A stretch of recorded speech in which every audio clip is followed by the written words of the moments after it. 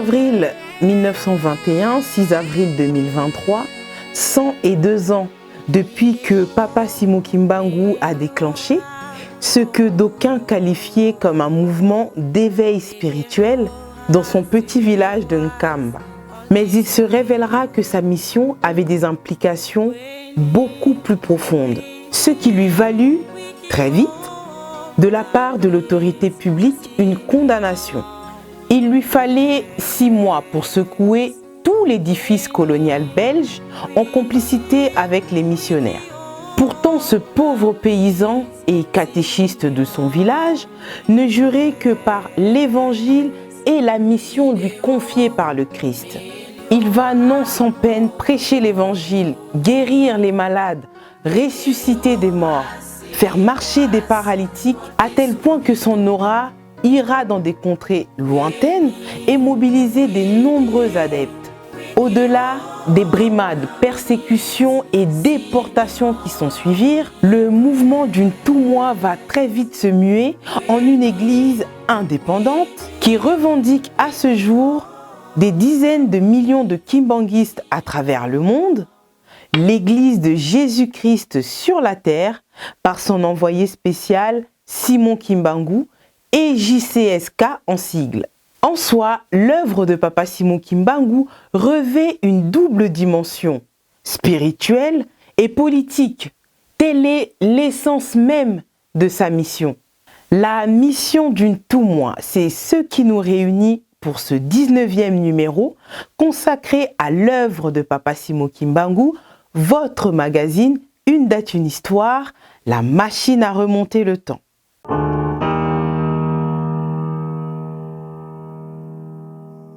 Depuis un moment, Papa Simon Kimbangu ne cesse de recevoir des visites d'un autre genre. Le Christ le plébiscite pour conduire son troupeau. Et l'histoire nous renseigne que c'est à la naissance de son fils cadet, Papa Diangenda Kuntima, en 1918, que les visites vont s'intensifier.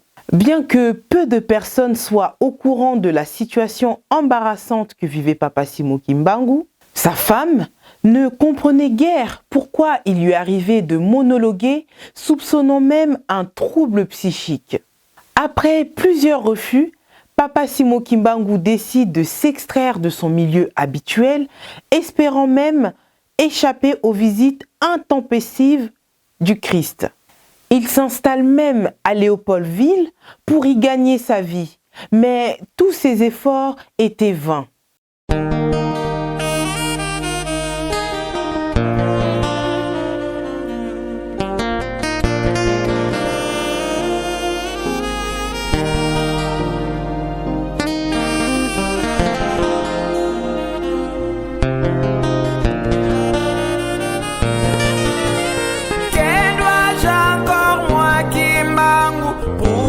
À ce peuple incrédule qui jusqu'à ces jours périt faute de connaissances.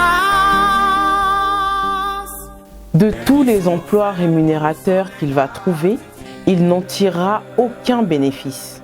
De son poste de pointeur aux huileries du Congo belge, il ne sera jamais rémunéré, car son salaire fut étrangement retiré par un inconnu 3 fois de suite. Papa Simon Kimbangu décide de rentrer bredouille dans son village, rejoindre sa famille. Hormis quelques dons venant de ses amis et collègues, à la hauteur de Kassangoulou, un policier au nom de Mfunfu va lui ravir le maigre butin qu'il avait réservé à ses enfants, du poisson fumé. Papa Simon Kimbangu va tenter de plus belle une expérience à Ticheville. Il se fait embaucher comme saisonnier à l'Otraco. Il va être remercié au soir du premier jour. C'est ainsi, finalement, qu'il décide de regagner Nkamba.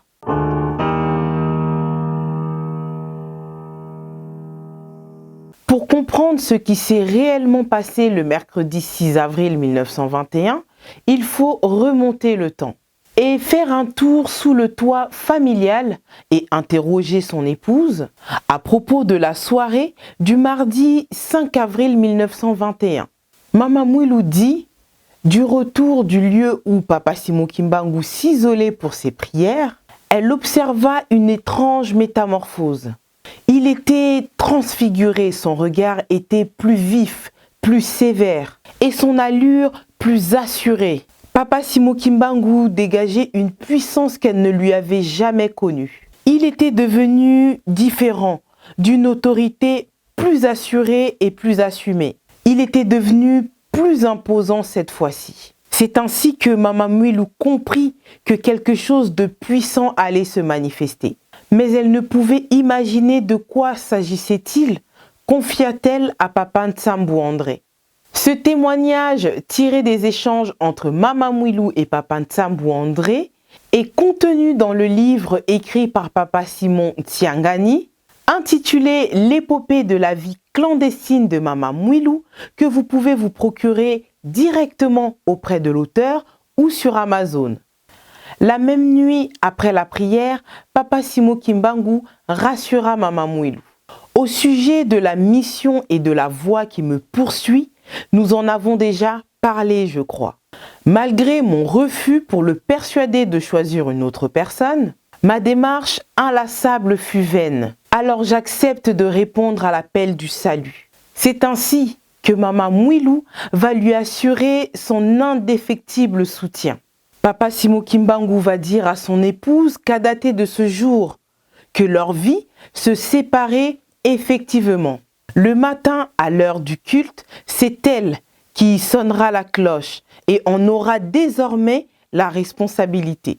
On est le mercredi 6 avril 1921, un grand jour où la puissance divine se manifesta au Congo. Quand Mama Mwilou se leva le matin, elle fit exactement ce que lui recommanda son mari la veille. En effet, Papa Simon Kimbangu lui indiqua la façon dont elle devait cadencer le timbre de la cloche, lesquelles différaient désormais des précédentes. C'est cette manière de sonner la cloche qui est utilisée au sein de l'Église de Jésus-Christ sur la terre par son envoyé spécial Simon Kimbangu. Après le culte du matin, Papa Simon Kimbangu prit son fils aîné, Papa Charles Kisolokele, pour se rendre au marché de Ntsona. Quant à Mama Mwilou, elle prit ses deux fils, Papa Dialungana Kiangani et Papa Diangenda Kuntima, pour se rendre au champ. C'est sur le chemin du marché, en passant par Ngombe Kintsuka, que va se produire le grand événement qui va augurer une nouvelle ère. La guérison de Maman Kiantondo, qui souffrait depuis très longtemps d'interminables maux de tête. Lorsque Papa Simon Kimbangu commence sa mission, le premier geste qui était le plus important, le plus remarquable, c'était la guérison de Maman Kiantondo. Mais ce qui est remarquable dans ce geste que Papa Simon Kimbangu va opérer, c'est que Papa Simon Kimbangu ne guérira pas n'importe quelle maladie. Papa Simon Kimbangu va guérir Maman Kiantondo, malade de la tête. Elle souffrait profondément de la tête, le mental. C'est cet élément qu'il faut bien remarquer. Et par rapport aux conditions de notre société dans son temps, à ce moment-là, nous sommes en 1921, où le pays est sous la colonisation, c'est-à-dire les souffrances que nos ancêtres, nos pères ont endurées, pour lesquelles ils espéraient un salut, conditions dans lesquelles la société s'est retrouvée dans des conditions d'aliénation. Aliénation au départ mentale et aliénation sociétale complètement, parce que les valeurs que nous détenions dans le temps, auxquelles nous espérions, sur lesquelles nous sommes fondés, se sont retrouvées bouleversées depuis 1491. Et donc, tout ce temps-là, jusqu'à 1921, nous étions presque, pour dire, dans l'obscurantisme. Et donc, il a fallu qu'un éveil se lance. Or, un éveil ne se fait que par la conscience. Mais la conscience dans l'être humain, c'est dans la tête qu'elle se manifeste. Et donc, ce n'était que normal que Maman Kiantondo, malade de tête, des migraines fortes qui le faisaient mal, Mais la tête était un symbole criant pour faire comprendre au monde entier et à toutes les personnes qui veulent comprendre la mission de Papa Simon Kimbangu, quel était le rôle qu'il voulait jouer. Pour l'homme noir, quel était le rôle qu'il voulait jouer pour l'humanité tout entière. Non seulement au peuple opprimé qui souffrait, mais aussi lancer un message aux oppresseurs que chaque chose a un début, mais chaque chose a une fin. Et que les choses que nous vivons peuvent se retourner et ne pas toujours rester comme ils sont.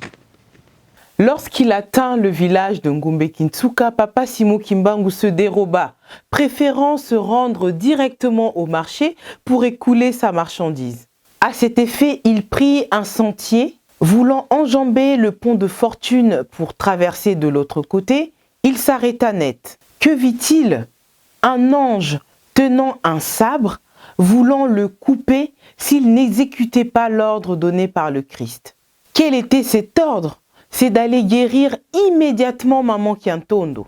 Désarmé devant la ténacité de l'ange, il va rebrousser chemin et se rendre directement au domicile de Kiantondo qu'il va guérir en lui imposant les mains au nom du Christ.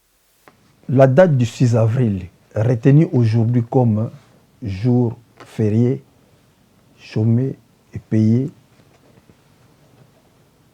pour Papa Simon Kimbangu, c'est une victoire. À très grande échelle. Pour les Kimbanguistes, en particulier, c'est une victoire. Une avancée, une très forte avancée. Et pour l'homme noir ou l'humanité tout entière, parce que Papa Simon Kimbangu n'est pas venu que pour les Noirs, mais pour l'humanité tout entière, surtout les peuples opprimés, c'est une très grande victoire dans le sens de la reconnaissance de sa mission, de la reconnaissance de ces peines qu'il a endurées pour que l'homme noir sorte de ces marasmes-là. Mais au-delà d'une victoire sur laquelle nous pouvons nous réjouir aujourd'hui, sur laquelle nous pouvons crier de joie, force est de constater qu'il y a un regret. Mais le regret, nous pouvons dire qu'il est normal. Normal parce que l'être humain, lorsqu'il subit ou qu'il vit un phénomène, il va par étapes. En allant par étapes, il y a ceux qui comprennent vite et ceux qui comprennent en retard. Il y a ceux qui s'adaptent vite et qui s'adaptent en retard. Et pour la journée du 6 avril, malgré cette joie immense que nous éprouvons, mais nous regrettons un retard. Parce que cela s'est fait dans notre pays, en République démocratique du Congo. Ça s'est fait dans le royaume Congo comme il était avant. Ça s'est fait parmi nous, les Noirs. Ça ne devrait pas être reconnu en retard par nous-mêmes comme ça l'est aujourd'hui. Ça devrait l'être bien avant. Et les voix ne se sont pas tues. Les voix se sont toujours élevées depuis longtemps pour faire comprendre à qui veut entendre quelle était la mission de Papa Simon Kimbangu, quel était le rôle qu'il voulait jouer, qu'est-ce qu'il voulait de nous. Que nous sortions pour que nous améliorons notre social. Le retard est imminent, le retard est grand. Parce qu'aujourd'hui, c'est à peine maintenant 2023 que le 6 avril est reconnu. Mais le gros est devant nous. Le gros, c'est quoi? C'est que si, avec la journée du 6 avril, c'est bon, le mouvement a été lancé qui aujourd'hui a pris son ampleur, le kimbanguisme est devenu universel, mais et la société africaine elle-même, et la société congolaise elle-même, qui doit se développer. Or, on ne peut pas avoir un développement sans la paix. Alors que le problème de la République démocratique du Congo, le problème de l'Afrique, n'est simple, très simple que sur le plan spirituel. L'Afrique ou le Congo n'a pas de problème politique, pas de problème économique, pas de problème scientifique, ni de problème financier. Et non, il n'y en a pas. Ce sont des problèmes qui sont exclusivement à caractère spirituel. Or, quand on parle spirituel, en parlant de Papa Simon Kimbangu, nous devons nous retourner vers lui. Et donc, pour ceux qui le connaissent, ceux qui ont cru à lui, très bien, mais ils sont combien? Ils sont peu nombreux. Et aujourd'hui, notre grand cri, c'est la reconnaissance de Papa Simon Kimbangu lui-même. Parce que si nous reconnaissons Papa Simon Kimbangu et nous lui mettons à sa place, la paix que nous recherchons, elle est simple, Papa Simon Kimbangu là en main. Le développement que nous pouvons vouloir pour le bien-être de la société congolaise, de la société africaine, Papa Simon Kimbangu là en main. Et c'est là le gros du problème. La paix que nous voulons, Papa Simon Kimbangu, là en main. Quand nous parlons paix, on ne parlera pas de mort de gens à l'Est, de l'insécurité à l'Est et partout à travers la République démocratique du Congo et l'Afrique en général. On n'en parlera pas. Nous mettons Papa Simon Kimbangu à sa place. Papa Simon Kimbangu nous guidera vers le devant. Il est le moteur de notre développement. Et c'est à ce point-là que le retard se présente. Et donc, qu'aujourd'hui, ça soit reconnu le 6 avril, le jour férié, félicitations, nous disons bravo aux autorités politiques, mais c'est encore, excusez-moi le terme, 20% de la démarche. Le 80%, c'est ce qui reste, reconnaître Papa Simon Kimbangu, le mettre à sa place. En le reconnaissant, nous allons pouvoir dire à Papa Simon Kimbangu, nous nous sommes mal conduits par rapport à ses enseignements. Nous nous sommes détournés de ses voies. Et donc, en implorant son pardon, nous allons faire appel à lui, qu'il nous conduise vers la paix, qu'il nous conduise vers le développement, qu'il nous conduise vers le bien-être. C'est tout ce qui nous manque. Papa Simon Kimbangu détient l'indépendance spirituelle, sans lequel nous ne pouvons pas inventer. Mais si aujourd'hui nous remarquons les inventions que les Noirs font, des voitures, des écrans téléviseurs sans source d'électricité murale, ce n'est qu'un échantillon pour réveiller les Africains de quoi nous sommes capables. Mais avec Papa Simon Kimbangu, nous sommes capables de beaucoup et même de tout. La reconnaissance de Papa Simon Kimbangu, le problème clé est à ce point-là. Et donc, merci pour le 6 avril, il est reconnu aujourd'hui comme tel, c'est-à-dire que c'est le travail de Papa Simon Kimbangu qui est porté aujourd'hui au devant, mais ça ne suffit pas. Mettre sa personne à sa place. Et c'est comme cela que le Congo va diriger le monde, puisqu'il l'a prévu, le destin l'a prévu, le Congo dirigera le monde, mais sans Papa Simon Kimbangu, nous ne pourrons pas. La preuve, nous avons tout ce qui manque au monde entier, mais regarde comment matériellement nous sommes pauvres. Le peuple est pauvre, le peuple ne mange pas sa faim, il n'y a pas d'emploi. Dans un pays où vous trouvez tout ce que le monde entier a besoin pour assurer un développement à toute échelle. Voilà cette journée du 6 avril, ce que nous pouvons retenir. Merci beaucoup, nous sommes contents, mais c'est encore insuffisant, mais nous le crions vraiment insuffisant, parce que sinon, et les âmes qui meurent, nous en disons quoi? Prenons notre courage, allons de l'avant, mais que la société civile, que la société religieuse, que la société politique, tous prennent conscience, prennent en main.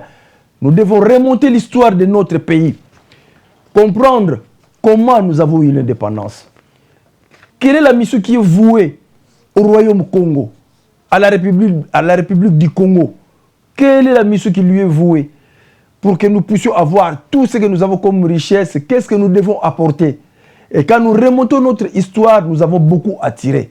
Et donc aujourd'hui, on ne peut pas prétendre diriger le pays sous quelque forme que ce soit, le Congo, sans se référer à notre histoire qui nous amènera directement à Papa Simon Kimbangu.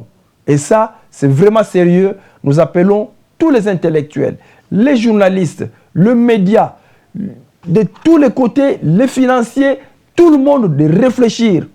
Quelle est la valeur du Congo, du Congolais, sur l'échiquier international? Nous sommes la risée du monde. Nous sommes punis parce que nous sommes ingrats, mais nous pouvons sortir de cette ingratitude. Une faute avouée est à moitié pardonnée. Et maintenant que nous prenons conscience, et maintenant que la journée du 6 avril est reconnue comme journée de prise de conscience, le combat de Papa Simon Kimbangu est de prise de conscience africaine, africains, congolais, levons-nous pour aller de l'avant. Nous avons l'avenir devant nous. Nous ne devons pas avoir peur. C'est plutôt le courage, mais mettre notre maître devant. Notre maître et notre guide de Papa Simon Kimbangu devant. Et alors, nous aurons ce que nous pouvons avoir. 6 avril est reconnu, merci. Mais nous attendons encore l'aéroport Simon Kimbangu. Nous avons le grand aéroport de Njili qui peut bien se débaptiser comme on a fait ailleurs. Et aéroport Simon Kimbangu, ce serait une très bonne chose. C'est la porte d'entrée à travers le monde. Le monde, quand il vient nous visiter, la porte d'entrée, c'est l'aéroport. Les projets, il y en a plein, les suggestions, il y en a beaucoup, mais dans notre âme, dans notre conscience, avec notre force, commençons par reconnaître Papa Simon Kimbangu. que ce soit nous les kimbanguistes, que ce soit nous les croyants, que ce soit les non-croyants, Papa Simon Kimbangu s'impose. C'est Papa Simon Kimbangu, nous n'avons pas la paix, nous n'avons pas le développement. Mais personne ne veut vivre dans la galère que nous vivons aujourd'hui, sinon nous laissons quoi à nos enfants? Alors que l'hymne national le dit bien, que nous confie un pays, mais nous allons le bâtir et l'agrandir. Comment y arriver si nous mettons Papa Simon Kimbangu de côté, lui qui a été le moteur de tout? S'il est difficile pour certains de circonscrire la mission de Papa Simon Kimbangu, pour les avertis que nous sommes, nous pouvons le résumer par la lutte pour la libération des peuples opprimés. À vrai dire, la métamorphose qui se lisait sur le visage de Papa Simon Kimbangu en ce jour mémorable du 6 avril 1921 augurait une mutation profonde non seulement de son être appelé à se transcender, mais aussi il reflétait la révolution que l'homme noir devait subir. Et partant, toute l'Afrique en quête d'une libération profonde. Elle devinait aussi la victoire finale du combat qu'il menait sous deux aspects, spirituel et matériel. Mama Mouilou, son épouse, l'avait très bien compris et décida de l'accompagner dans cette lourde mission. Cette abnégation de Mama Mouilou pour la pérennisation de l'œuvre de Papa Simon Kimbangu, c'est l'objet de notre prochain rendez-vous auquel nous vous convions ce 27 avril. Au commencement de mon ministère, n'est-ce pas, je vous les avais démontrés, moi Kimbangu. Au commencement de mon ministère, les aveugles ont retrouvé la vie, les sourds-muets ont entendu et parlé, les paralytiques ont marché et les morts sont ressuscités. les aveugles ont retrouvé la vie, les sourds-muets ont entendu et parlé, Les paralytiques ont marché et les morts sont ressuscités. J'ai marché sur les eaux du fleuve Congo, comme Jésus le fit en Israël. Que dois-je encore prouver à ce peuple incrédule, enflé d'orgueil et de gratitude? Mais pourquoi la polémique jusqu'à ces jours? au sujet de ma résurrection? Je lance les défis à vous qui avez encore Les doutes venez en combat, vous me trouverez avec un nom nouveau. et un corps rajeuni. Ma résurrection est justifiée par la présence physique sur terre. Simon Kimbangu Kiangani, Mon ancien corps, bien qu'enseveli, il n'a jamais connu la décomposition. j'ai marché sur les eaux du fleuve Congo, comme Jésus le fit en Israël. Que dois-je encore prouver à ce peuple incrédule, enflé d'orgueil et de gratitude? Mais pourquoi la polémique jusqu'à ces jours? Au sujet de ma résurrection, je lance les défis à vous qui avez encore Les doutes venez en combat, vous me trouverez avec un nom nouveau. et un corps rajeuni. Ma résurrection est justifiée par la présence physique sur terre. Simon Kimbangu Kiangani, Mon ancien corps, bien qu'enseveli, il n'a jamais connu la décomposition. je suis la source qui donne la vie.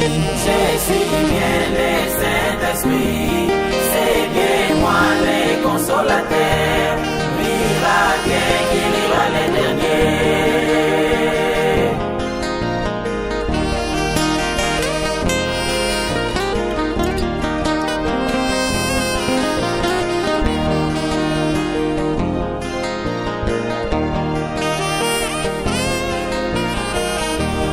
Je suis bien le Saint-Esprit, c'est bien moi le consolateur. bien qu'il ira les derniers.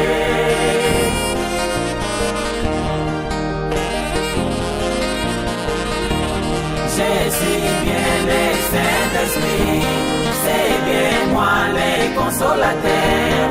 Il ira bien qu'il ira les derniers.